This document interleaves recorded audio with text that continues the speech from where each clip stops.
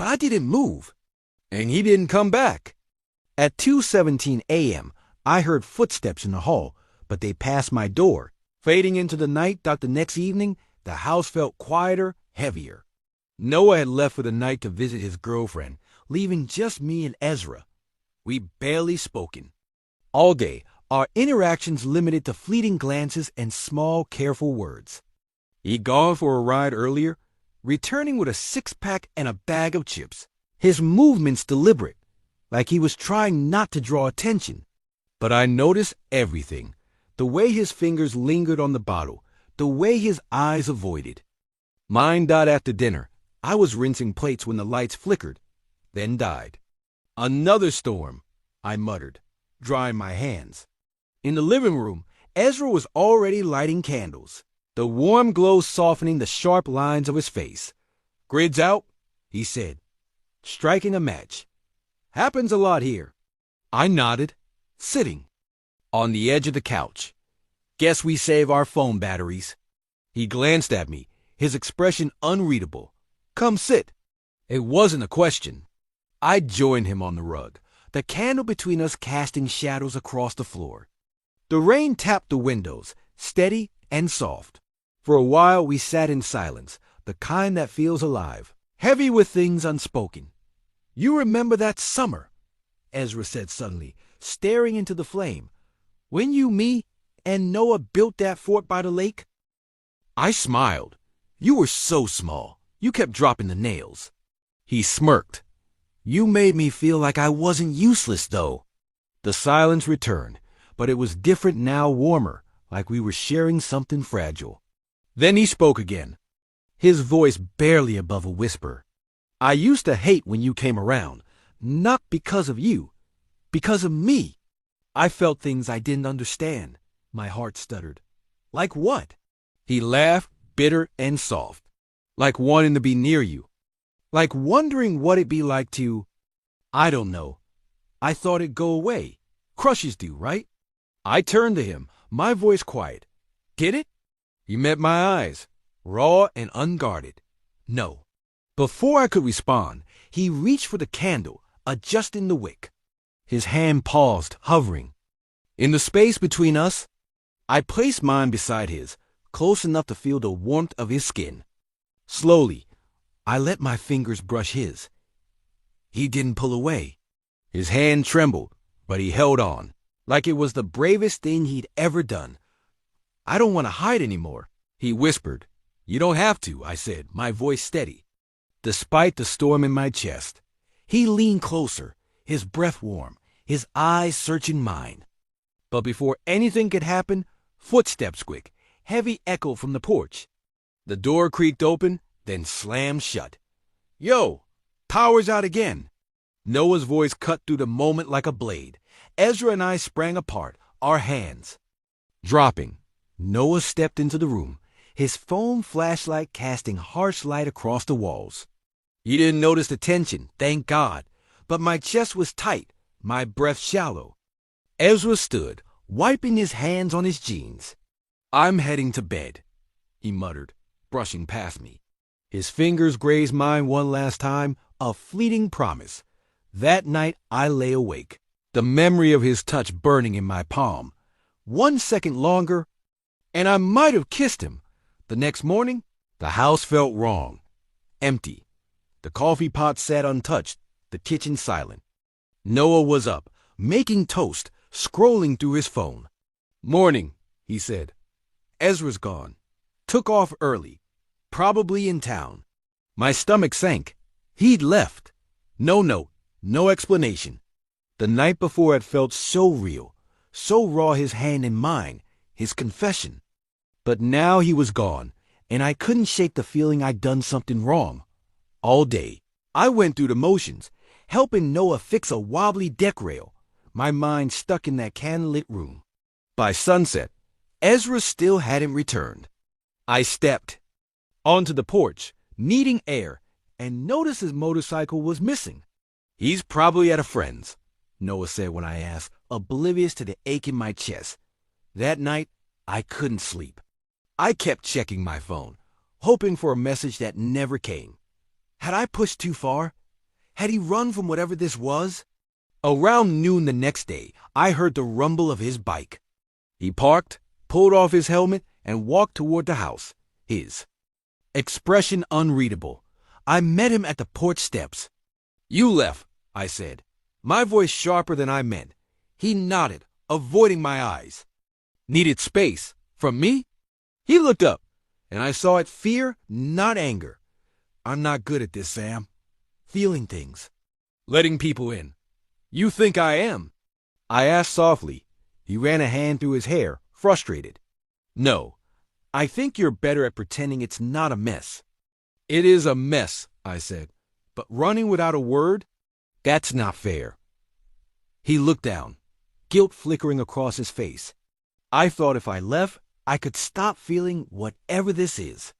Did it work? He didn't answer. Instead, he brushed past me into the house. The rest of the day, we were strangers again, orbiting each other in silence.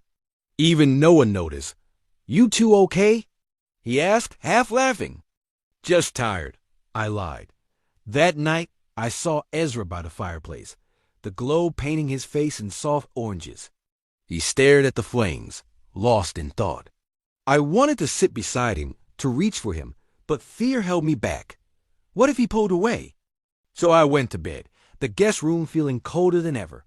Just past midnight, I heard the screen door creak. From my window, I saw a shadow pacing by the lake, back and forth, restless. I knew it was him. Without thinking, I grabbed a jacket and stepped outside, the damp grass cool under my feet. The lake shimmered under the moonlight, and Ezra stood there, arms crossed, staring at the water. "I used to come here as a kid," he said as I approached, his voice soft, "when everything felt too big." "Is it too big now?" I asked. He nodded. "In my head, all the time." We stood side by side, the silence heavy, but not uncomfortable. "You didn't scare me," I said. "Last night, I mean." He turned to me, his eyes tired. "I scared myself." "You don't have to be perfect," I said. "Just real." He looked at me, raw and vulnerable, like he wanted to believe me. Then slowly, he reached out, his hand brushing mine. I took it, and he let out a shaky breath. "I haven't stopped thinking about you," he said. My heart cracked open. "Me neither." He stepped closer, his breath warm against the cool night air. But before anything could happen, a creak from the porch stopped us cold. Noah stood there, frozen, his eyes wide. He'd seen us hands clasped, standing too close. Ezra's hand slipped from mine, his face paling. The silence was deafening. "Liam." I started, stepping forward. He turned and walked inside, the door slamming behind him. Ezra's chest heaved. "This is bad," he whispered. "This is so bad." "You didn't ruin anything," I said, but he was already moving, storming, toward the house. I followed, my heart pounding. Inside, Noah stood in the kitchen, hands braced on the counter. Ezra stopped a few feet away. "I didn't mean for you to find out like this," he said, voice tight. "I didn't mean for any of this," Noah turned, his eyes not angry but hurt. "I trusted you." "Both of you." My throat tightened. "Noah, this isn't about betraying you. You're my best friend. And you're my brother," he said to Ezra, his voice cracking. Ezra took a breath. "I've spent my whole life hiding who I am. I never thought I'd say it out loud, especially not to you. But I'm tired of pretending." Noah's brows furrowed, but he stayed silent. "I didn't plan this," Ezra continued. "I didn't expect to feel something for Sam, but I do." I stepped forward, and I didn't expect to feel something back. But I do. Noah looked between us, his expression a mix of hurt and confusion. "What even is this?" "I don't know," I admitted. "But it's real." Silence filled the room until Ezra spoke again. "You told me when we were kids, you can be whoever you are, no matter what. I never forgot that." Noah's throat bobbed. He ran a hand over his face and sank onto the couch. We followed, the air heavy with unspoken words.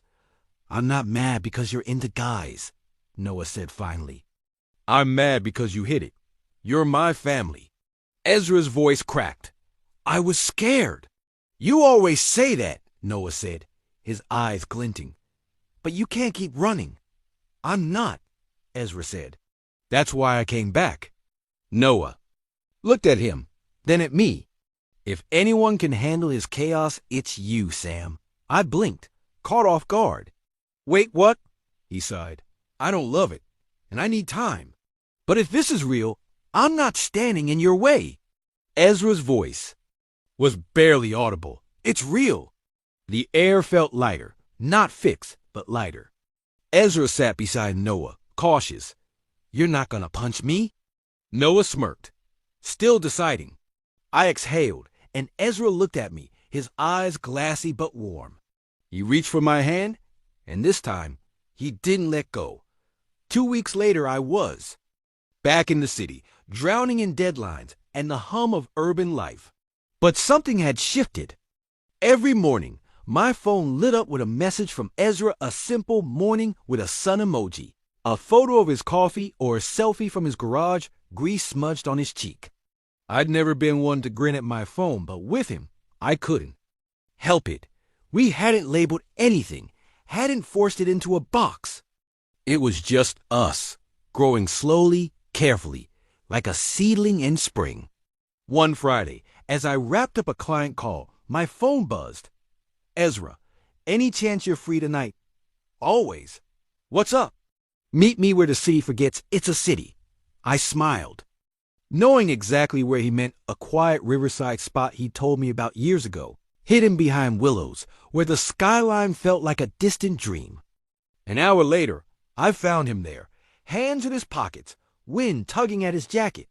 He smiled when he saw me, a rare, unguarded smile that felt like it belonged only to me. Thought you might not come, he said. You knew I would. We walked along the shore, the air sharp with the scent of wet grass and distant rain. I've been thinking, he said finally, about who I am, who I want to be. I looked at him, my heart steady but loud. And? He turned to me. I'm still figuring it out, but I know one thing. His fingers brushed mine. I don't want to run anymore. I laced my fingers through his, the touch grounding us. Both. I'm scared too, I said, but we'll figure it out. Together. He grinned, a soft, broken thing. So this is a thing, huh? A damn good thing. He laughed, a sound so rare I wanted to keep it forever. Noah's gonna give me hell for this. Let him, I said. He's the one who told me to love you right. Ezra stilled, the words sinking deep. Then he tugged me forward. Come on. Where? He smiled. Wherever this goes. We walked on, hands entwined, footsteps in rhythm, hearts learning to beat as one. No grand promises, no rush just. The quiet courage of two people choosing to stay, despite the fear, despite the unknown. What would you have done stayed in that bed or walked away? Tell me in the comments.